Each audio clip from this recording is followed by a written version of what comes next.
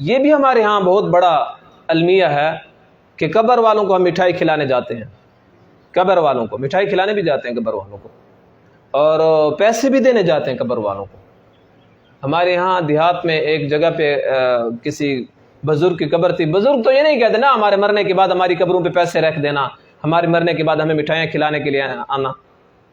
تو وہاں پہ گزر ہوا تو کچھ عورتیں تھیں، کچھ مرد تھے، یہ اونٹوں کا سفر ہو رہا تھا۔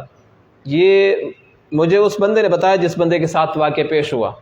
تو وہاں پر سے گزرے نا تو عورتیں کہنے لگیں یہ وہاں فلاں بزرگ صاحب کی قبر پہ یہ پیسے رکھ دو۔ ایک عورت کہنے لگی ہاں 50 روپے میری طرف سے بھی بزرگ پیر صاحب کو دے دینا، دوسری کہنے لگی میری طرف سے بھی دے دینا۔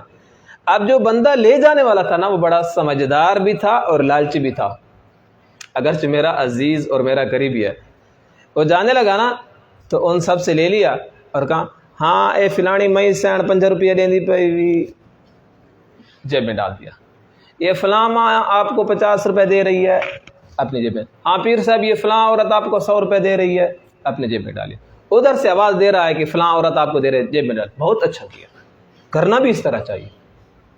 ارے قبر والا پیسوں کو کیا کرے گا؟ وہاں کوئی نیچے دکانداری چل رہی ہے، بازار چل رہے ہیں، ہوٹل چل رہے ہیں کہ وہ چائے خریدے گا، سالن خریدے گا۔ مسلمان ہے تو جنت میں اس سے اعلیٰ قسم کے اس کو کھانے مل رہے ہوں گے، دنیا سے اعلیٰ قسم کے کھانے مل رہے ہوں گے۔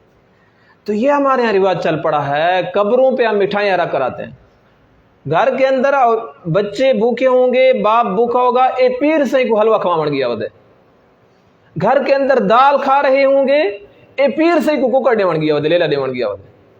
پہننے کے کپڑے نہیں ہوں گے، سواری نہیں ہوگی، اسپیشل سواری لے کر پیر صاحب کے پاس جا رہا۔ میں پیروں کا احترام کرتا ہوں، بزرگوں کا احترام کرتا ہوں۔